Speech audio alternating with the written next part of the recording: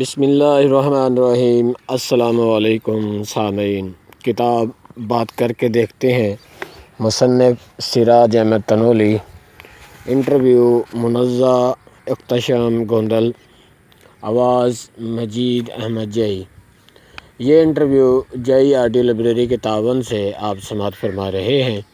ابھی تک آپ نے ہمارا چینل سبسکرائب نہیں کیا تو چینل کو سبسکرائب کر کے بیل آئیکن کو دبا دیجئے تاکہ اردو ادب سے متعلق جو بھی نئی ویڈیو آئے اس کا نوٹیفیکیشن آپ تک پہنچتا رہے۔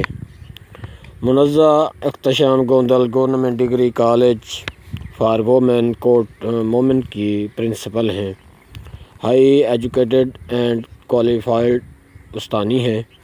یہ معلمہ ہونے کے ساتھ ساتھ شاعرہ اور ادیبہ بھی ہیں۔ ان کے افسانے معاشرتی برائیوں کی عکاسی کرتے ہیں۔ ان کو یہ کمال حاصل ہے کہ یہ اپنے قاری کی انگلی پکڑ کر افسانے پڑھواتی ہیں۔ مجھے بھی انہیں پڑھتے ذرا کوفت محسوس نہیں ہوئی۔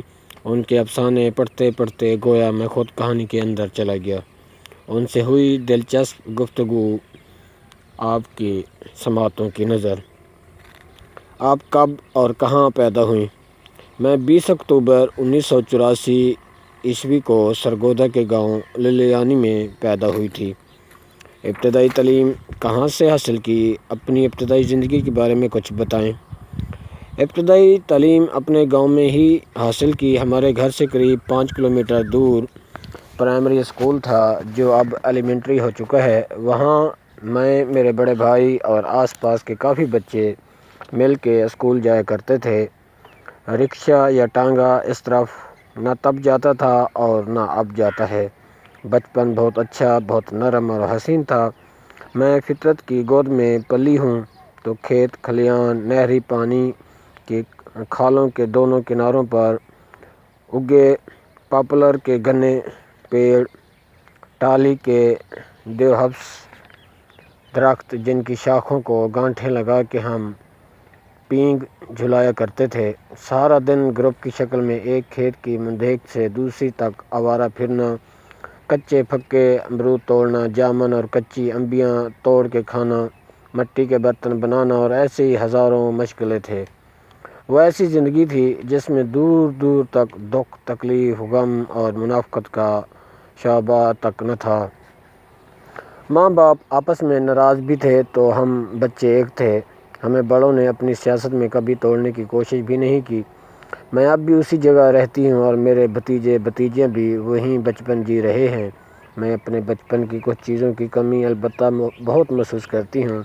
ان میں کالی ٹاہلی کے درخت، بھوری گھریلو چڑیا، گدھ اور کچھ چھوٹی چھوٹی جڑی بوٹیاں ہیں جو اب نظر نہیں آتی۔ منزہ اختشام گوندل کی 2-3 جملوں میں تعریف کیسے کریں گی؟ وہ ایک ایسی ادھوری لڑکی ہے جس کے اندر ایک اہم ترین پرزہ نہیں ہے، اور وہ پرزہ لوگوں کی منافقت جانچنے کا ہے، مگر اللہ کا اس پہ کرم ہے کہ وہ ہمیشہ ایسے لوگوں سے بچا لی گئی جو اس کے بارے میں نہیں تھے یا اس کے قابل نہ تھے۔ کن کن اداروں میں ملازمت کی؟ میں نے ایم اے اردو کرنے کے بعد پبلک سروس کمیشن کا امتحان دیا تھا اور پہلی بار ہی لیکچرار منتخب ہو گئی۔ یہ 2009 کی بات ہے۔ تب سے اب تک اسی کالج میں پڑھا رہی ہوں اور کالج کے انتظامی امور بھی چلا رہی ہوں۔ آپ کے بہترین مشاغل کیا ہیں؟ پڑھنے اور لکھنے سے بہتر مجھے کبھی کچھ نہیں لگا۔ پرائمری اسکول سے کالج تک پنسل اسکیچ بھی بناتی تھی۔ اچھی آرٹ فلموں اور اچھی موسیقی کی بھی دل دادا ہوں۔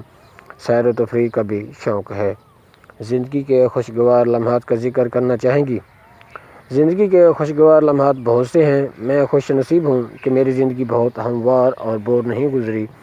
اس میدان میں بڑی اونچی اونچی رکاوٹیں تھیں، جگہ جگہ پہ خاردار تاریں لگی تھیں جنہیں پھلانگنا تھا۔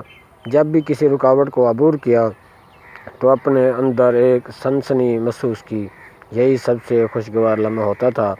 ایم فل کی ڈگری لینا، لیکچرار ہو جانا، کتاب کا چھپنا، کبھی کسی اچھی کہانی کا لکھا جانا بھی نہایت خوشگوار تجربہ ہوتا ہے۔ اگر آپ معلمہ نہ ہوتیں تو کیا بننا پسند کرتیں؟ مدر ٹریسیا یا روتھ فاؤ یا پھر شیما کرمانی، مجھے کبھی بھی کسی ایسی حیثیت کی چاہ نہیں رہی جو لوگوں پر حاکمیت سے عبارت ہو۔ میں وہ تماش بین عورت بننا پسند کرتی جو اپنے فن سے کچھ دیر کے لیے لوگوں کے ذہن سے صدمہ نکال دیتی ہے، مگر ایسا کچھ نہ بننا چاہتی جس کا مقصد ہی لوگوں کو احساس کمتری میں مبتلا کرنا ہو اور انہیں اذیت سے دوچار کرنا ہو۔ ملک پاکستان بہت سے مسائل سے دوچار ہے۔ ایک ادیبہ ملک کی بہتری میں کیا کردار ادا کر سکتا ہے یا کر سکتی ہے؟ ہمارے ہاں ادیب کا کوئی سماجی منصب نہیں ہے۔ ہم ادیب کو محض تفنین طبع کے لیے ایک ٹول سمجھتے ہیں۔ وہ لکھتا ہے، ہم پڑھتے ہیں، اور اس کے لکھے کو پڑھنے کے بعد ہمارے تمام تر سیاسی سماجی مسائل سے الگ کر کے اپنے معاملات میں لگ جاتے ہیں۔ ادیب ملک کی بہتری کے لیے سب سے اہم کردار ادا کر سکتے ہیں اگر ہم انہیں کوئی منصب دیں۔ ایک امر ایک لگے بندے اصول پر چلتا ہے۔ ایک مذہبی عالم کے پاس مخصوص علم ہوتا ہے۔ ایک سیاستدان کے پاس نسل در نسل سیاسی فارمولے ہوتے ہیں۔ یہ ادیب ہی ہے جو آپ کی سوچ کو ایک نئی طرز پر چلاتا ہے، جو آپ کو یہ احساس دلاتا ہے کہ پرانی چیزیں اور فارمولے اب زیادہ کارآمد نہیں رہے، ان میں بدلاؤ آنا چاہیے۔ اگرچہ ریاست چلانا ادیب کا کام نہیں ہے، مگر اس کا یہ کام ضرور ہے کہ وہ عوام کی سوچ کو نیا رخ دے۔ آگے لوگوں کا کام ہے کہ وہ اپنے فرائض پورے کریں اور اپنے حقوق کی جنگ لڑیں۔ یورپ میں اچھے ادیب جو انسانی فکر پر اثر انداز ہوتے ہیں، اپنے قلم اور دماغ کے ذریعے وہ زندگی گزارتے ہیں جو ہمارے ہاں ڈنڈے والے گزارتے ہیں۔ قلم کار انتہائی حساس ہوتے ہیں، ہر چیز کو حساسیت سے دیکھتے ہیں۔ آپ معاشرے کے کن مسائل پر زیادہ حساس ہیں؟ ہر صاحب فکر حساس ہوتا ہے۔ اس سے ان مسائل کا ادراک ہوتا ہے جن میں مبتلا لوگ خود بھی سمجھ نہیں پا رہے ہوتے۔ مجھے سب سے زیادہ انسان کا فطرت کی طرف بے رحم رویہ تشویش میں مبتلا کرتا ہے۔ ہم زرخیز زرعی زمینوں پر ٹاؤن بنا رہے ہیں، کنکریٹ کے جنگلوں میں بسنے کو بےتاب ہیں۔ انسان کا میازم حیوانات اور نباتات کے قریب ہے۔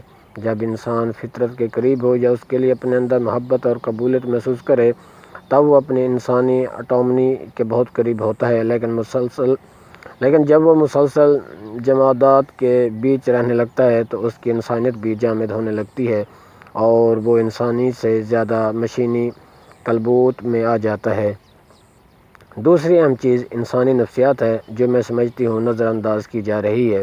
ہم جسم کے کسی حصے میں درد، بخار، کھانسی یا جزم کو ہی بیماری سمجھتے ہیں، یا پھر ہڈی کا ٹوٹنا اور سرجری ہی ہمارے نزدیک علت ہے، جبکہ بطور قوم ہم لوگ نفسیاتی طور پر صحت مند لوگ نہیں ہیں۔ ہم میں سے اکثریت شیزوفرینیا میں مبتلا ہے۔ تو یہ چیزیں ہیں جو مجھے بہت محسوس ہوتی ہیں اور میں کوشش کرتی ہوں کہ ان پہ زیادہ سے زیادہ لکھوں تاکہ ہم مشینوں کی بجائے خون اور ہڈیوں کی سالمیت کے بارے میں سوچیں۔ آپ کے خیال میں سرکاری اسکول کے طلباء و طالبات کو کن مسائل کا سامنا کرنا پڑتا ہے؟ سب سے پہلے تو وسائل کی کمی ہے، جو خیر سے اب ہمارے ہاں پنجاب کے اسکولوں میں نہیں رہی مگر کالجز میں دستور موجود ہے۔ طلباء و طالبات کے بیٹھنے کے لیے مناسب نشستیں نہ ہونا، گرمیوں میں لوڈ شیڈنگ اور کسی متبادل انتظام کی کمی وغیرہ ایسی چیزیں ہیں جو صاحب استطاعت والدین کو اپنے بچے سرکاری اداروں میں نہیں بھیجنے دیتی۔ اب پنجاب اور سپریل جیسے اداروں میں بڑے بڑے جنریٹرز اور ایئر کنڈیشنر لگے ہیں جن کی بدولت وہ جولائی اور اگست میں بھی کلاسز لگاتے ہیں اور بچے جاتے ہیں پڑھنے۔ اس کے علاوہ فیکلٹی کی کمی بھی ایک مسئلہ ہے، چونکہ سرکاری اداروں میں استاد اور پروفیسر ایک طریقے کے تحت آتے ہیں، اس لیے جو دور دراز ادارے ہیں وہاں یہ کمی ہمیشہ دیکھی جا سکتی ہے۔ ہاں، ڈسٹرکٹ ہیڈ کوارٹرز کے تعلیمی اداروں کا معاملہ مختلف ہو سکتا ہے، مگر جو مضافاتی علاقے ہیں وہاں عموماً زیادہ تر لوگ شہروں سے منتخب ہو کے جاتے ہیں اور انہیں تبادلہ کرا کے واپس شہر جانے کی جلدی ہوتی ہے۔ تو یہ کچھ ایسے مسائل ہیں جن کا طلباء اور ان کے والدین کو سامنا ہے۔ یہ انٹرویو جئی آڈیو لائبریری کے تعاون سے آپ سماعت فرما رہے ہیں۔ آواز مجید احمد جئی کی ہے۔ ابھی تک آپ نے ہمارا چینل سبسکرائب نہیں کیا تو چینل سبسکرائب کر لیجئے، ساتھ بیل آئیکن کے بٹن کو پریس کر دیجئے تاکہ اردو ادب سے متعلق جو بھی نئی ویڈیو آئے اس کا نوٹیفیکیشن آپ تک پہنچتا رہے۔ نجی اور سرکاری اسکولوں میں اس قدر تفریق کیوں ہے؟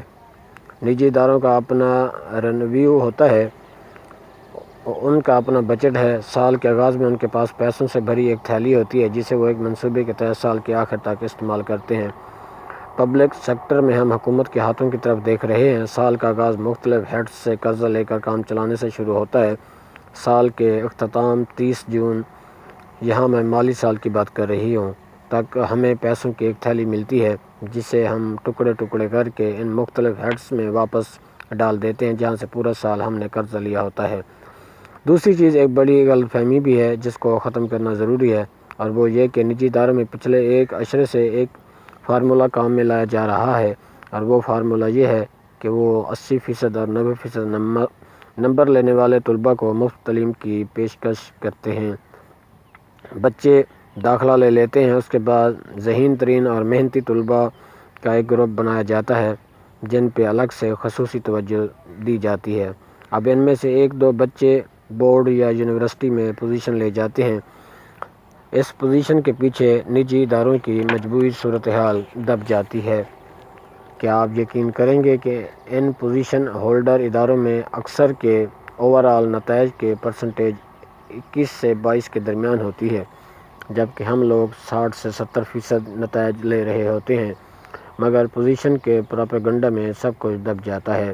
نہ والدین کو ان چیزوں کا ادراک ہے اور نہ ہی حکومت اس طرف دھیان دیتی ہے۔ دوسری اہم وجہ PR پبلک ریلیشن کا فرق اور ہمارے رویے ہیں۔ سرکاری اسکول کا استاد یا کالج کا پروفیسر چونکہ حکومت سے تنخواہ لے رہے ہیں، اس لیے ان کی ذرا الگ نفسیات ہوتی ہیں۔ ہر کام خود کار طریقے سے ہو رہا ہے۔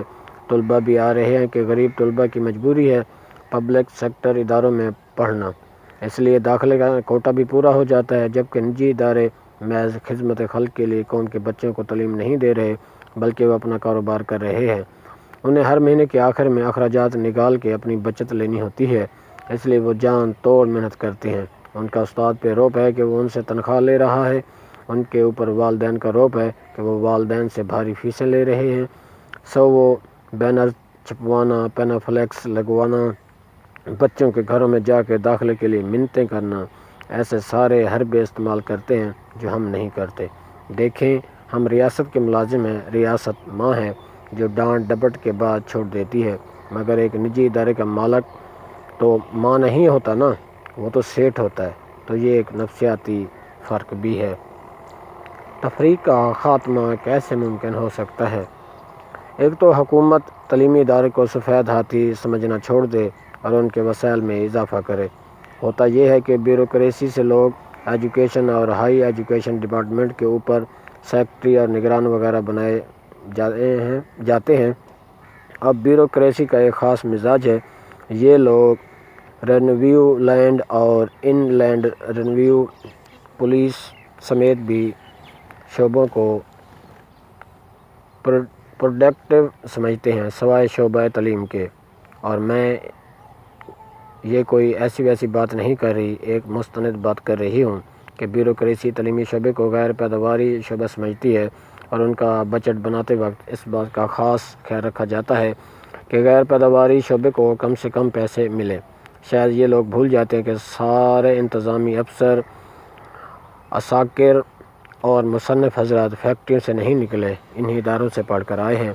دوسرا، سرکاری اداروں کو بھی اب پبلک ریلیشنز معاملات میں اپنی صلاحیتوں کو آزمانا ہوگا تاکہ اس صورتحال کا مقابلہ کیا جا سکے، لوگوں میں شعور اجاگر کیا جائے۔ ریاست استاد کی تنخواہ میں اضافہ کرے اور اسے ایماندار ڈکلیئر کرے۔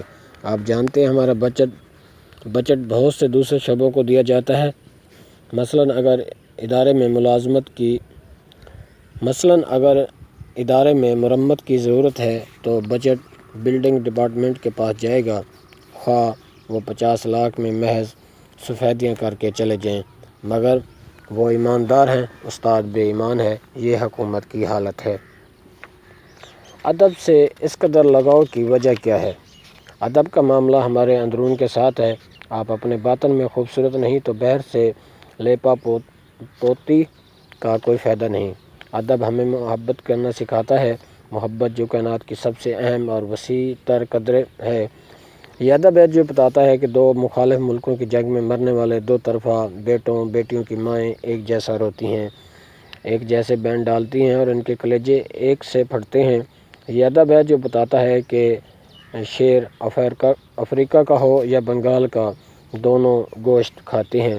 ادب کے بغیر آپ اس آفاق کی اکائی کو چھو بھی نہیں سکتے جو خانوں میں بٹے انسانوں کو ایک بناتی ہے، اور اب تو ادب میرے لیے آکسیجن جیسی چیز ہے۔